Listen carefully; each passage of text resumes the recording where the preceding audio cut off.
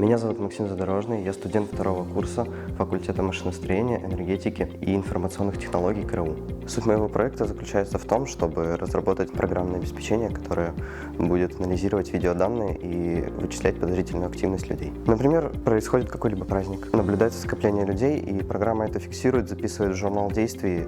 Также программа может зафиксировать любой бег, проникновение на защищенную территорию, и у программы еще есть огромный широкий функционал, который предоставляет хорошую безопасность. С помощью этих данных можно выявить любое правонарушение, либо потерю ребенка. При обнаружении подозрительной активности полиция может отсмотреть отснятый материал и выявить правонарушение. Тема видеонаблюдения сейчас актуальна как никогда. Люди всю историю пытаются как-то защитить себя, защитить свои ценности, и с появлением новых технологий это стало в разы легче. Это приложение мы разрабатывали 2 года с моим научным руководителем Кузенбаевым Батырханом Анмажоловичем. Конечно, хочется довести это приложение до идеала, и чтобы оно запустилось по всему Казахстану. Хочу пожелать студентам не бояться чего-то нового и идти только вперед.